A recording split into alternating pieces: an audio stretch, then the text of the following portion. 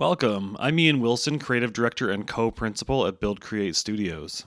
And I'm Laura Lynch, brand strategist and head writer.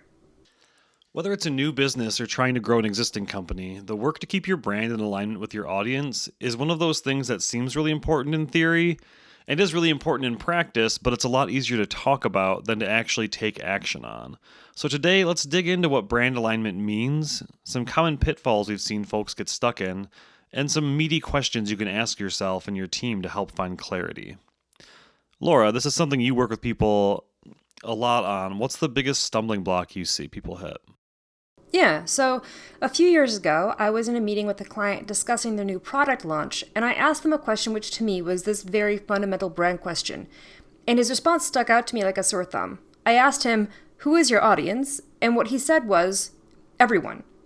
Everyone needs our product. Everyone is our audience." And my first thought was, okay, but that's not really helpful, and it's also not true. I've heard that a lot too, actually. It's a really alluring idea, and from a sales perspective, it's almost a necessary belief to hold in order to feel confident pitching your products and services.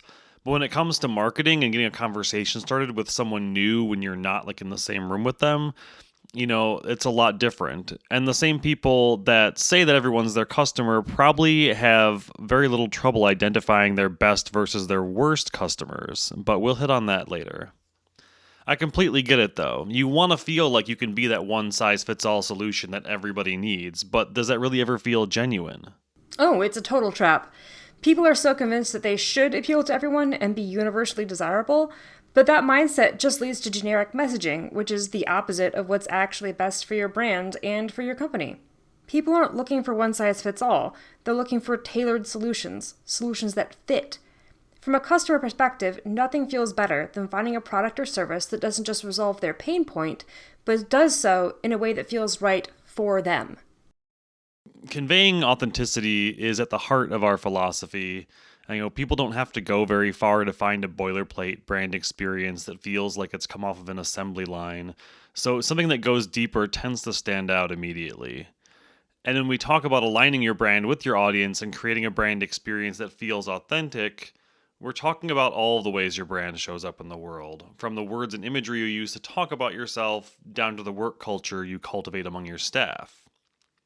But how does one get started, thinking about this? What does that process of alignment look like?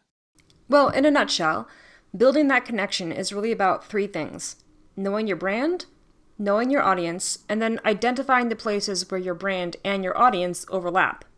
Right. Authenticity starts with knowing yourself.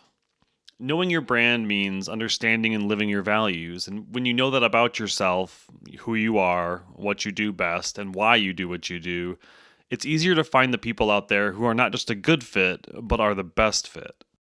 And then when you find your audience, you have to go deep. You look at their values, their pain points, and find ways in which who you are and what you offer can be a balm for their suffering, so to speak. So, for example, let's say that you're an engineering firm. You got into this work because you have a passion for what's next and you want to be part of bringing potentially world-changing products into the fore. You and your team value innovation, determination, and pure grit. That's your big why. Now let's go deeper.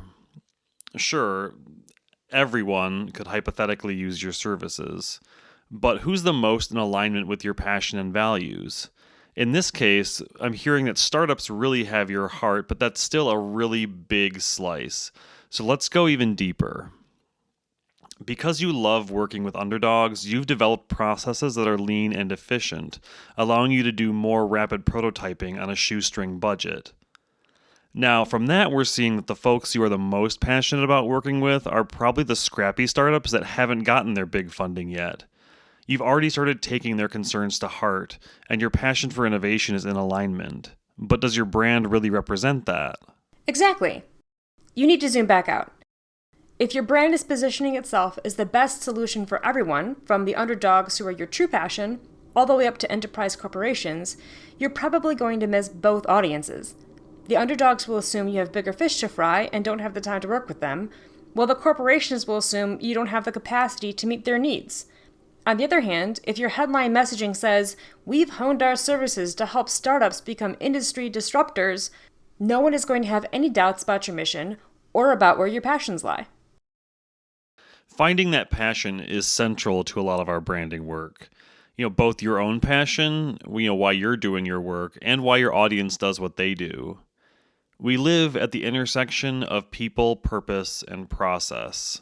That's what drives our work from design to strategy. It's about communication between people, bringing them together, influencing a little bit, inspiring a little bit more. Purpose is where that motivation comes from, and it's where we find our alignment, our strongest alignment anyway. And process is where everything comes together and the magic really happens. Now, Laura, you live and breathe this process quite a bit, so can you speak to that? To give an overview, first we interview your team, then we learn about your audience, and finally we analyze your competitors. I take the lead on interviews, and they're often one of my favorite parts of the process. I always start with informational questions like, tell me about your work history, or how do you describe the company to others? From there, I dig into questions about the customer, whether there are any recurring types or categories of customer, and what the biggest pain points are, and how the client solves them. Finally, once my interview is warmed up, I get into the more emotional brand questions that have to do with company culture and values. I try to speak with as broad a range as possible, from the CEO to the person taking calls at the customer support desk. Everyone has a different perspective, and interviewing at all levels helps us hear whether the culture conversations happening at the top are penetrating all the way to the factory floor, and whether the concerns customers are voicing to the front of line employees are making all the way back up to the people who need to hear them most. Because our interview process is really all about talking to our clients about who they are and who their customers are and how both groups experience the client's brand, we come to a comprehensive understanding of the organization from the inside and outside that's based on real lived experiences rather than just our own assumptions. And we don't just look internally. Competitor analysis also plays a huge role, because if you aren't aware of what other people are doing in your field, you could end up either missing out on a big innovation or unintentionally sounding like everyone else. One of my big deliverables is to look at the competitive analysis, create a report, and then pass it over to you, Ian. Can you speak about how all this discovery work fits into your design process? The best part is I can sum it all up in one word: expectations. The handoff from landscape analysis to design is my favorite milestone of any project. At that point, we've heard from the client's project team about their needs and their assumptions about audience and tactics, and we've heard about the internal staff via the interviews, and we can kind of see whether those perspectives are in alignment or not. And whether they are or not, now we know, we can all agree. And then we review the competition through the landscape analysis, and we're looking at both the competition that are on the same level as our client, like their neighbors, and those aspirational competitors that are absolutely crushing it, that we're really looking to for inspiration for like how to stand out, how to take it to the next level. And at this moment, everyone in the room is in alignment. Like, we know how the company culture is perceived by its staff, and we also know how the competition is presenting itself. We know what everyone else is doing, and we know how to stand out from the herd. And taking that insight into the design process makes it almost a foregone conclusion. We're so incredibly on the same page that it's just a really great feeling in the room at that time.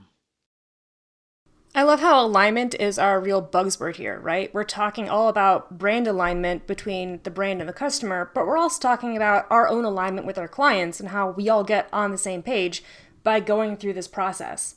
Now, I know we promised some questions about how to actually build that connection and beginning that with a real honest assessment of the brand. Ian, do you want to take us through some of those? Simple questions, deceptively simple, but really sit with them and let them percolate for a while, because there's depth there. Can you name values that you see reflected in how you conduct yourselves both internally and externally? What actions are evidence of those values? Because we want to see those things in action to know whether they're really deeply embedded within everything you do or if they're a little bit skin deep. And, based on those reflections, what do you think about your organization's culture overall? Is it a strong culture? Is it the culture you expected? You can take that even a step further. How does your brand reflect those values? And be honest, sometimes we have values that we talk about internally, but they don't make it all the way out into the way our brand is being reflected. And sometimes we're saying things about our brand that we want to be true, but they're not actually penetrating the full culture. Making an honest assessment of how your culture and your brand values are in alignment themselves can help you have a stronger brand alignment with your customers. Step one is looking within. And step two is actually a little bit easier. It's something you do every day. It's looking at your clients. And specifically, what I want you to do is think about your problem clients versus the clients that you love and could work with all day long. Ask yourself questions like, how often do you check in with your clients to reevaluate their needs? Do you have clients that are being underserved or clients who are being overserved? Go a step further and think about your most difficult client relationships, the ones that drive you crazy. Are your values in alignment? And how much time do you spend with clients in alignment with your values versus those out of alignment? We all want relationships that feel effortless, free of friction, but instead of intentionally choosing relationships with less inherent friction, we tend to try to reduce friction by being less genuine and transparent about our own values and experiences. That can leave us feeling stuck in relationships where we aren't bringing our best to the table, and that's just not a great feeling for anyone. Sometimes we invest so much energy trying to make a relationship work that it's hard to accept the sunk cost. By contrast, your best customers are effortless. And that's the flip side of not trying to attract everyone as a customer. If you want to flourish, you want to put your energy into the people who are giving you life. The worst relationships can be the best teachers. The parts of our lives that aren't in alignment can teach us a lot about what we do want to align with. And the most exciting thing for me, the part that makes it worth all that hard work, is finding the clarity at the end. It can make those sales and client relationships feel effortless and intuitive, and that'll filter down into your internal teams. When you see a brand in alignment, the clarity is visible even if you aren't a part of their target audience.